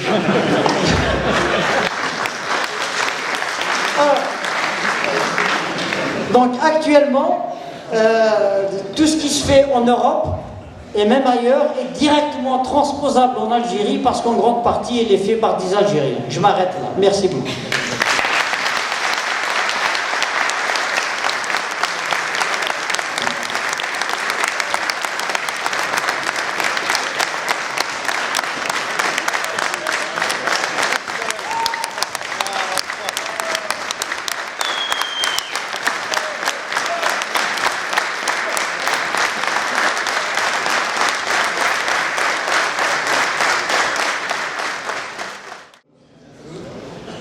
Je suis très heureux d'être ici parmi vous aujourd'hui, grâce à M. Terzwilt qui m'a invité et qui a su me persuader de venir alors que vraiment mon temps était très très restreint. Donc je suis là, je suis très heureux et très content de l'avoir fait. Pour savoir à qui vous avez affaire, parce que mon domaine, ça frise un peu l'irrationnel, faire tomber de la pluie. Là où on veut, quand on veut. جهاز يركز طاقة الأرجونيك المتجددة لتحقيق التوازن الطبيعي وإثارة سقوط الأمطار. المشروع لباحث جزائري يقيم في برلين الألمانية. الزميلة كريمة ياسين زارت هذا الباحث وكان هذا اللقاء. دخلنا بيت السيد عبد العزيز بمدينة برلين، وللوهلة الأولى ترأى لنا بأننا سنلتقي بفنان لديكور بيته المميز. وبدخولنا ورشته الخاصة أيقنا بأن الباحث مولع بالاكتشاف والاختراع. هذا الشريط الفيديو يصور التجربة التي قام بها الباحث لإثارة سقوط الأمطار منذ 4 سنوات بنواحي بني بهتل بتلمسات خاص. الآلة هذه راني بنيتها، راني جلي كونسترويت في ألجي، موجودة في الجزائر. où j'ai préféré prendre une variante de l'Al-Hadi qui est un peu plus faible pour faire la première expérience. Qui وصلنا لتلمسان ذيك الليلة هذيك vers 22h طاحت شتاء قوية جدا، ماشي غير في تلمسان، طاحت aussi dans d'autres régions. تقنية إثارة سقوط الأمطار والمعروفة بكلاود باستينج تعتمد على استخدام هذا الجهاز الذي يركز طاقة أرجونيك المتجددة لتحقيق التوازن الطبيعي. التجربة الأولى التي قام بها هذا الباحث الجزائري سنة 94 باحثين من ألمانيا وأمريكا أعطت نتائج بالصحراء الإريترية. وابري لا بروميير اكسبيريونس في اوت 94 طاحت المياه في الإريتري وديميو تبع الاكسبيريونس حتى ل 97 ولات ليريتري الان ما شاء الله لي باراج تعمروا بالماء والشتاء يفتح ريغوليرمون. انا نتمنى بليتار لاباري اللي راني صنعته واللي راه موجود في الجي في لا كابيتال نستعملوا ديريكتومون سواء في الجي سواء في تلمسان ولا là où on a besoin de faire tomber la pluie pour remplir les barrages.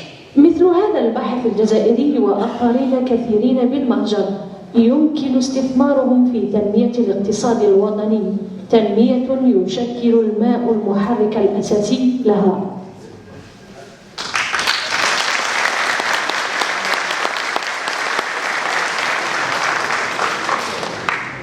La dernière fois, quand je suis passé à la télévision, ils sont venus me rendre visite à Berlin. J'étais un peu connu. Je faisais quelques expériences avec le professeur Dr Zenf à Berlin qui m'a initié dans ce domaine et avec un très grand chercheur, M. DeMeo, en Amérique, en Oregon. Bon, à la fin, eux, ils utilisaient les anciennes méthodes de Wilhelm Reich qui demandaient des barrages très grands pour accumuler l'énergie stagnante dans le ciel et l'absorber avec l'eau, parce qu'avec l'eau c'est la vie, et cette eau elle est magnétique, elle a une composante pour attirer ce qu'on appelle une sorte d'énergie qui fait stagner et qui réalise une sécheresse dans le ciel. Après, je vais vous expliquer à peu près comment que ça fonctionne, parce qu'il m'a fallu beaucoup de temps pour trouver les termes adéquats pour expliquer cette nouvelle science. Donc moi, ce qui me vaut le privilège d'être l'un des seuls au monde qui fait cette technique, parce que je n'ai plus utilisé la technique de Wilhelm Reich, un Allemand, qui a, dans les années 50, utilisé cette méthode en Amérique pour faire tomber la pluie. C'était quelqu'un à qui on a brûlé les livres sous le régime hitlérien à Berlin. Il s'est sauvé à Oslo et de là, il est parti en Amérique et quand il a commencé un peu à déranger les gens, pourquoi? Parce que quand on a l'eau, on peut faire tomber la pluie, on a quelque chose, une arme assez importante. Alors les autorités, ils l'ont emprisonné, il n'est jamais sorti vivant de la prison, il est mort en 1957. Bon, moi, quand j'ai entendu parler de ça, j'ai dit c'est extraordinaire. Moi, bon, je suis d'un village à côté de la Torast. J'ai été en Allemagne après avoir fait le lycée technique. Et le lycée technique il nous a doté d'une énergie qu'on appelle ça, on était très curieux. On ne s'arrêtait pas seulement à la théorie. La théorie, on savait, théorie, qu'est-ce que ça veut dire? Ça veut dire que ça fonctionne, mais on ne comprend pas comment. Et quand on pratique, la pratique, c'est, ça fonctionne, mais on ne sait pas pourquoi. Alors, il faut trouver quelque chose entre les deux. Moi, avec les barrages, donc les barrages, c'est une très grande quantité d'eau pour utiliser la méthode de Wilhelm Reich. Ça ne suffisait pas, j'ai poussé mes recherches parce qu'au lycée, j'ai eu le privilège de faire de l'électrotechnique, de faire un peu de cinématique, de faire du froid, de la mécanique. Donc, j'ai touché à pas mal de domaines. Et j'ai dit, ce Wilhelm Reich, ce chercheur tout seul, il n'arrive pas à résoudre ce problème. Donc, j'ai côtoyé Tesla, le père de l'électrotechnique. Il n'est pas tellement connu, mais c'est lui à qui on doit les radars, on doit la télévision, on doit beaucoup de choses, le courant alternatif, très phasé et tout ça. Et puis il y avait des chercheurs autrichiens comme Schauberger, comme Lakowski, comme beaucoup d'autres. Moi j'ai pu, par exemple, trouver une méthode comment ne plus utiliser des barrages, parce que je me suis dit, si je veux faire tomber la pluie n'importe où, il me faut une petite quantité d'eau. Donc, j'ai mélangé certaines techniques de ces chercheurs, et après vraiment, j'ai commencé en Algérie en 2003, comme le film l'indique, j'ai abouti en 2005, à côté de l'Agouat, où j'ai pris pour mes recherches un terrain de 30 hectares, et le 7 juillet 2005, la première expérience, vraiment, elle a donné des résultats extraordinaires. Et voilà, ça c'est une ancienne présentation que j'ai. Vous pouvez, voilà, ici c'est Djanal, le sud de l'Algérie, il est vert en ce moment. Là, quand j'ai commencé, c'est en 2012, quand j'ai commencé avec du sable, il n'y avait rien du tout. Voilà, encore. Faites passer. Encore. Bon, ici, faites passer, voilà. Ici, pourquoi j'ai commencé un petit truc historique, ça c'est Ijabaran, dans le sud de l'Algérie, sur un mont, là où il y a un musée à ciel ouvert à côté de Janet. À l'époque, j'étais chef de projet chez Volkswagen, je travaillais chez eux, mais il est arrivé un moment où je voulais faire quelque chose d'autre. J'étais trop curieux pour rester seulement faire du design et faire ce qu'on appelle la construction faite par ordinateur, parce que j'ai fait des études en informatique et puis plus tard j'ai touché à l'intelligence artificielle et à la bioinformatique. Je voulais développer ça. J'ai connu quelqu'un dans le sud algérien qui faisait du tourisme, M. Kirani. C'est en avril 1994, je lui ai organisé un grand truc à Berlin où on a fait une promotion touristique. Après, on a charterisé un avion ensemble, on est descendu à Janet pour montrer cette région. Et là, pour montrer justement le Tassilin Adjer, Ijabaran, où il y avait des fresques rupestres, où il y avait des arbres vieux de à peu près 5000 ans, qui fleurissaient encore et qui portaient des feuilles. Donc on a quelque chose d'extraordinaire dans ce sud algérien. On a loué des avions militaires, des hélicoptères militaires, et là il s'est passé un accident dont je suis sorti le seul survivant. D'ailleurs on m'appelle depuis l'époque le rescapé de Janet. Alors j'ai connu un Touareg, il m'a dit, bon, tu n'es pas mort parce que le Sahara algérien a besoin de toi. Et c'est vrai.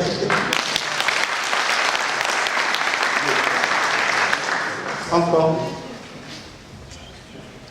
Voilà, ça c'est la région que vous avez vue tout à l'heure, qui est verte, elle était comme ça, j'ai cherché un morceau de terrain, et c'est là que j'ai commencé mes premières expériences. Bon, j'ai construit un bassin, bon, ce bassin-là, je l'ai équipé d'une autre technique, de la technique Tesla, Schauberger Priori, et grâce à cette technique faite ensemble, j'ai pu réaliser l'inconcevable, ce qu'on appelle l'énergie morte, deadly organ, comme Wilhelm Reich l'a appelé. Je l'ai transformé en énergie vivante. Donc j'ai créé, comme on appelle, une fontaine de jouvence, où vraiment, quand on entre à l'intérieur, on sent un rajeunissement de cellules et tout ça. Donc tout ce que j'aspirais, bon, pour comprendre à peu près le processus, je vais parler d'acupuncture. Vous connaissez l'acupuncture ? Ici, donc d'accord.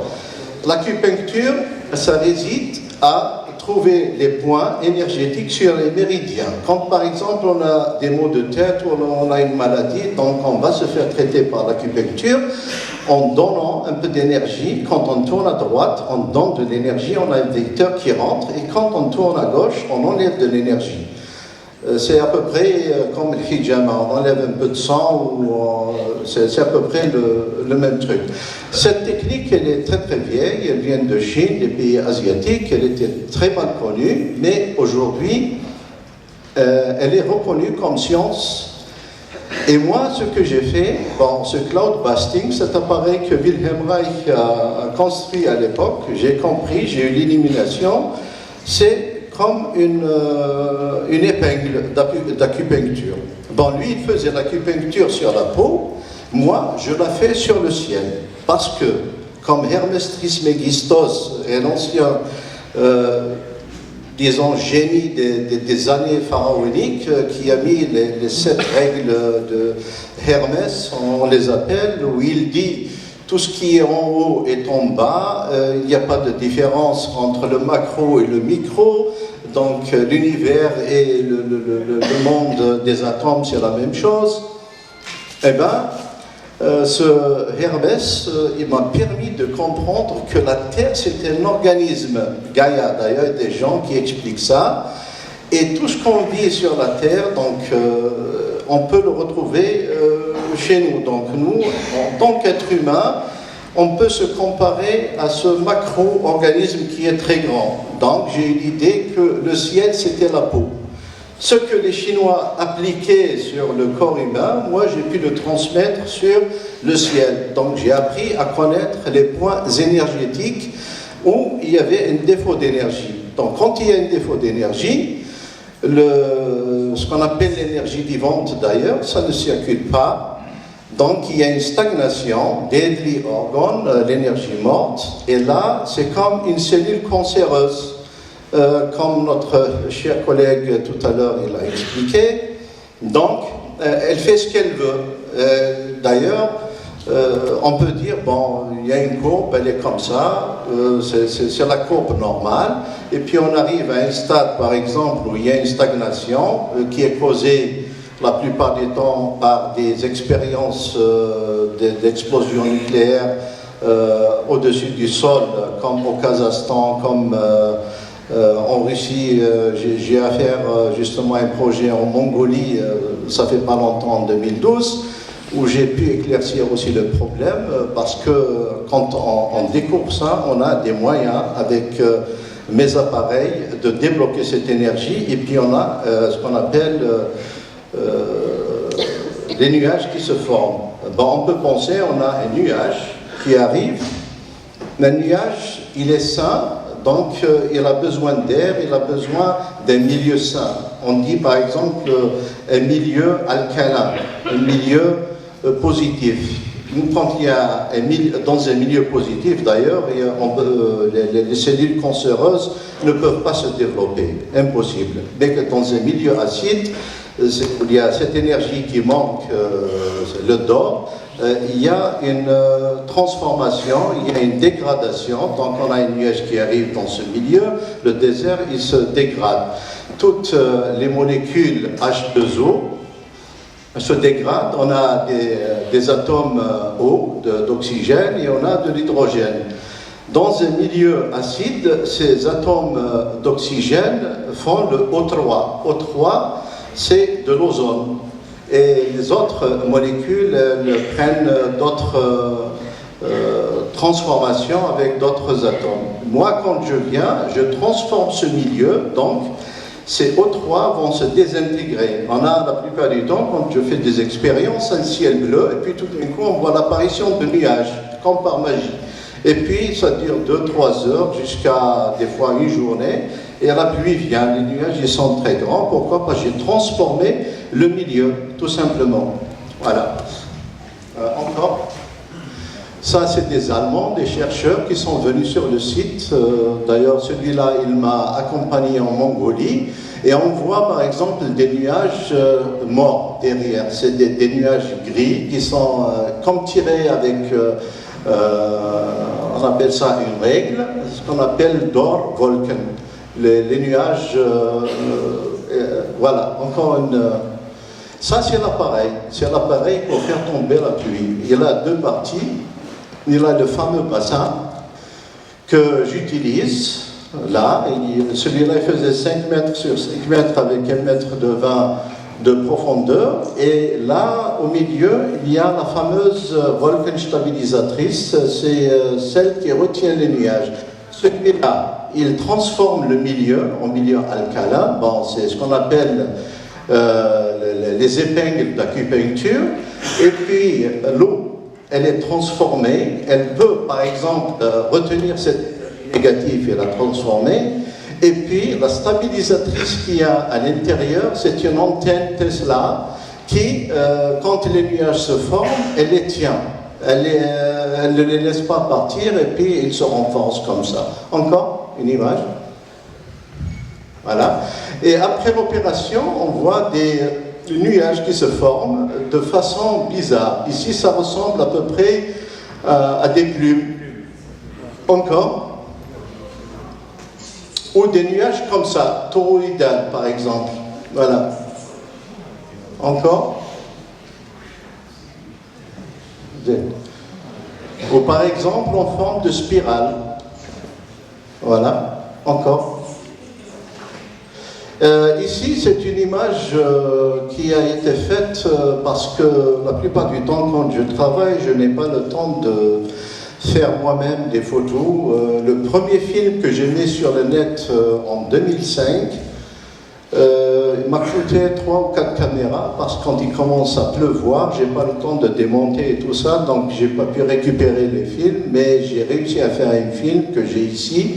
Il est malheureusement en allemand parce que toutes les conférences que je tiens jusqu'à présent, c'est en allemand. C'est la première fois que je tiens une conférence ici en Algérie en français. Peut-être je passerai au kabyle si vous avez des difficultés à comprendre ou à me suivre. Mais je vais essayer d'être un peu compréhensible. Ici, c'est ce qu'on appelle les deux formations, les deux rayons organiques, de l'énergie organique qu'on ne voit pas avec l'œil, dont Wilhelm Reich a parlé dans les années 50. Il les a dessinés sur son livre au crayon. Et moi, puisque j'avais un photographe, Sébastien Koch, de renommée mondiale, qui est venu avec moi en Mongolie à l'époque, et il filmait tout ce que je faisais. Et la télévision mongole, elle était aussi, ils ont fait un très grand film là-dessus, et il m'a dit, regardez ce qu'il y a au-dessus du ciel, j'y revenais pas. C'est une première, justement ce que Wilhelm Reich avait vu comme énergie de transformation dans le ciel, et j'ai pu montrer la réalisation de ça, direct. Arnold. Zaghi, c'est à Lahouita, où j'ai commencé mon projet. Depuis que la pluie est tombée, on a beaucoup d'eau. Les dégâts, ils sont limités. Pourquoi? Parce que le problème de canalisation ici en Algérie n'est pas tellement réalisé. Dans les wilayas, quand il tombe beaucoup de pluie, le problème, c'est pas que c'est la pluie qui tombe, c'est les canalisations. Arnold. Ça, Thaghi, c'est en 2008 à peu près, on voit la transformation. En 2008, je dois vous dire que la télévision, la première chaîne allemande, elle est venue exprès en Algérie. J'ai des trucs là, je ne sais pas si on peut les faire passer, où ils ont fait un reportage. Pourquoi? Parce que Terfès, la truffe en Algérie, elle a tellement plu qu'elle est passée, elle se vend au Koweït, je l'ai trouvée là-bas, 80 €. Elle est passée vraiment à un pas au-dessous du prix des pommes de terre. Les gens, ils mangeaient la truffe au lieu des pommes de terre, dans le sud à l'époque. Et il a tellement plu qu'ils ont fait un reportage, ils ont trouvé ça, c'est vraiment quelque chose d'extraordinaire. Maintenant, je viens de placer encore une machine au Portugal, et dernièrement à Gijona en Espagne. Elle marche depuis 1 an, donc on les a couplés avec ma machine ici en Algérie, et ils ont travaillé ensemble, en se renforçant. On a eu les premières neiges dans le désert, dans le Sahara, ici. Bon. À l'époque où j'ai commencé, l'Allemagne s'intéressait, ça c'est Boubezoul. Il y avait tellement de retenues d'eau, tellement d'eau qui est tombée, qu'ils ont envisagé de construire une ville moderne pour 400 000 habitants. Non. Thaghi, c'est la vision. Bon, moi, j'ai fait des cours plus tard de Feng Shui. Le Feng Shui, c'est la science des énergies. Les énergies, les Chinois, comme Wilhelm Reich, il appelle ça l'énergie d'orgone. Monsieur Boutmer, il appelle ça l'énergie du vide. Pourquoi? Parce que le vide n'existe pas. Moi, justement, je travaille avec l'énergie du vide, avec le chi. Et quand ce chi il est bloqué, il devient, chez les Chinois, du cha. Et il y a une science qui dit que toute énergie suit une certaine forme sur la géométrie. Et tout simplement, quand on a un jardin, on utilise par exemple des courbes et tout ça, on peut rendre ce lieu tellement énergétique et bienfaisant. C'est pour ça que tellement les blocs, les carrés, tout ça, c'est pas bien. La Houïta, quand j'ai commencé, j'ai vu les escargots. Ils m'ont tellement fasciné que j'ai créé un plan fini à 100%. Il attend seulement le pour être réalisé, pour être présenté. C'est un truc international plus tard où tout le monde peut venir et tout ça, et habiter, comme par exemple recevoir ces énergies bienfaisantes. C'est l'administration. Au lieu de faire une administration avec des lignes de droite et tout ça, c'est sur l'escargot. Voilà. Parce que l'énergie, elle circule d'aqui. D'ailleurs, l'énergie chi, qu'on appelle l'énergie architecture. L'architecture, il y a le mot chi, l'énergie. Donc, on les a appelés, à l'époque, on savait pourquoi on donnait ces noms. C'est là de la technique du chi, architecte. C'est pour ça qu'on dit architecte. Donc, c'est pas venu par quelqu'un qui a fait le mot Yagataya. Bon, c'est un nom allemand, c'est la même signification, Stromé. Prochaine folie. Voilà, ça, on a conçu par exemple le bois, il est bien, il faut mettre de l'eau encore. Wagatha, c'est une façon de construire Dharam qui fait partie du Feng Shui. On prend les éléments, et c'est du sable, on essaie de faire des sacs et de faire un plan architectural et de construire Ikhamen. Par exemple, c'est un F2 avec toilette et tout ça, il y a des fenêtres, en un mois c'est terminé. Le coffrage et tout ça, puis c'est très très solide. Encore, bon, tout ce que je raconte ici, c'est pas seulement venu comme ça, il y a une physique derrière. Il y a par exemple une mathématique, il y a une science qui englobe tout ça. Ça, c'est les éléments d'Euclide, par exemple, parce que j'utilise beaucoup de géométrie, j'utilise ce qu'on appelle la création d'un vortex, ce qu'on appelle... qu'est-ce qu'on appelle le vortex, vortex. C'est comme un cœur. Le cœur, non, c'est un vortex. On respire et puis on expire. C'est ce qu'on appelle comme les trous noirs. Il y a par exemple une absorption, il y a une expiration. Les planètes, tout ce qu'on trouve ici sur Terre, il respire et il expire. Sinon, il ne vit pas. C'est une stagnation, donc c'est la mort.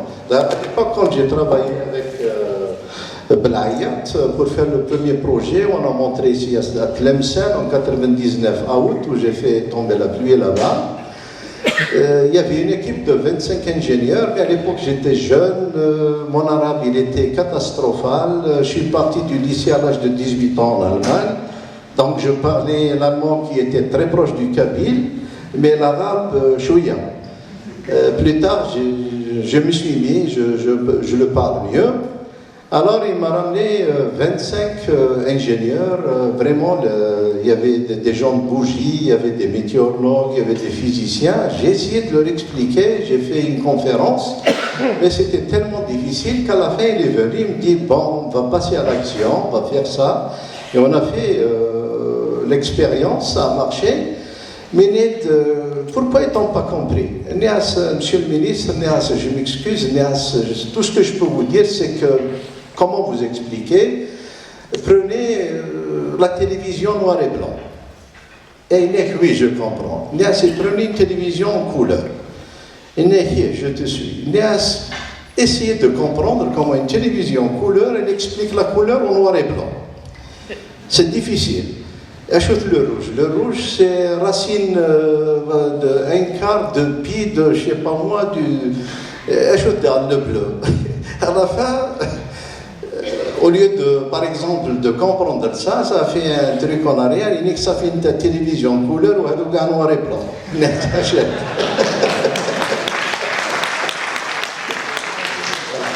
Encore? Ça, c'est ce qui se passe quand je place les appareils, par exemple. Ici, il y a des points d'intersection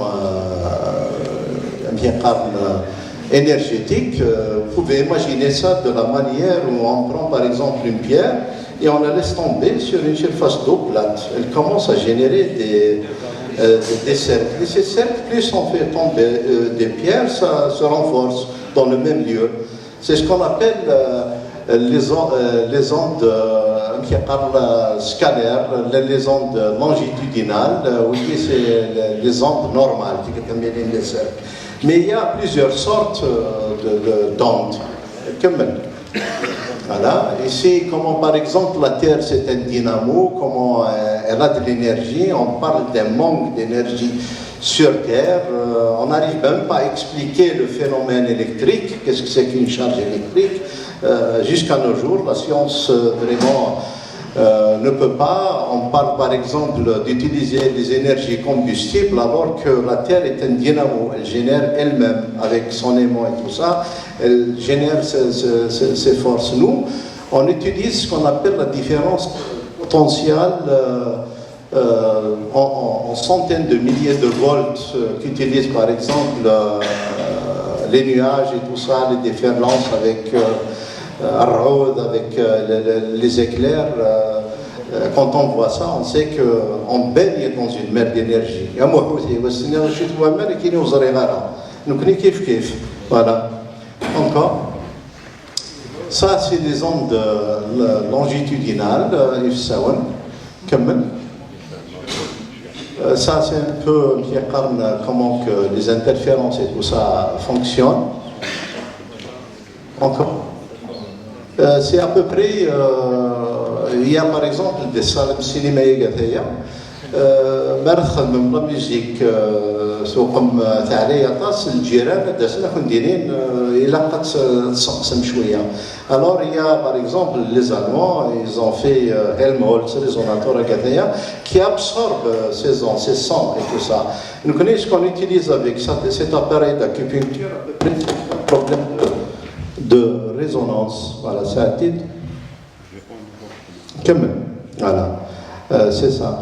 Ça, je crois, c'est la dernière folie. J'ai encore des films, mais puisque la technique utilisée, j'ai pas pu brancher mon ordinateur Horus, donc on peut discuter sur des thèmes. Bon, la méthode que je fais, à l'époque, quand j'ai commencé, mon idée c'était de reprendre l'Hizam al-Akhdar de Boumediene, qui a fait dans les années 72. Il a planté des arbres pour arrêter la désertification. Moi, mon idée, c'est de partir du Maroc avec une largeur de 12 km jusqu'à 25 km, avec un serpentin qui traverse tout le désert jusqu'aux Émirats. Bon, j'ai été en Arabie Saoudite, j'ai été à Dubaï, j'ai été un peu partout pour sensibiliser les autorités là-dessus. Mais c'est un projet énorme parce que j'ai fait mes preuves à Lagouat, à l'Houita avec cette méthode. J'ai dit, bon, maintenant je peux descendre avec ce projet pilote et descendre 500 km et débuter cette expérience comme ça. Quand, par exemple, les Africains ils veulent partir en Europe, ils veulent aller dans la terre où il y a beaucoup d'argent et tout ça, on peut leur donner à chacun, je ne sais pas moi, 10, 20, 30 hectares. Et ça leur permet je sais pas, d'avoir une existence, d'apprendre ce métier et tout ça. Bon, l'idée elle est très très bonne, mais tellement les coûts et tout ça, on ne peut pas la supporter nous-mêmes. Mais depuis que j'ai commencé en 2003 en Algérie, parce qu'en 2003 il y avait un problème de sécheresse, l'Algérie elle allait importer de l'eau par bateau. Alors il y avait même une chanson qui s'appelait à l'époque Djelma. Djelma. Les gens se réveillaient à minuit pour remplir leur bassine. Et moi j'ai vu ça, j'ai dit bon l'Algérie, moi j'étais pauvre, elle m'a permis, j'étais l'un des premiers officiers actifs à l'époque avoir fait l'Allemagne avec Boumediene. J'ai dit elle m'a permis de faire des études, donc c'est ma façon de me revenger. Et j'ai essayé de travailler dans l'ombre, tout seul, pour ne pas être perturbé, parce que dans la recherche, quand on fait tomber la pluie, c'est beaucoup c'est peu donc c'était pas compatible avec moi. J'ai travaillé dans l'ombre, et depuis 2003, donc maintenant je suis connu mondialement, j'ai été dernièrement en Namibie pour la deuxième fois où la pluie est tombée, j'ai été en Mongolie, j'ai été en Chine, j'ai été aux Émirats, Dubaï. Il y a eu même la neige qui est tombée quand j'étais là-bas. De toute façon, il n'y a pas. En Iran, dernièrement, on m'a rappelé, quand je vais rentrer maintenant, je retourne en Iran. Il y a la Thaïlande qui m'attend, il y a l'Australie. Donc la méthode, elle a fait ses preuves. C'est pas quelque chose qui est tiré comme ça, c'est dommage. J'ai pas les moyens de. Parce que quand je fais des conférences, la plupart du temps, c'est avec des animations 3D et tout ça, où j'explique vraiment tous les mécanismes. Donc ça dure 2-3 heures. C'est pour prendre le parc. Une prise en contact, mais la prochaine fois, Inch'Allah, on compte sur l'association pour approfondir ce terme avec comme ça.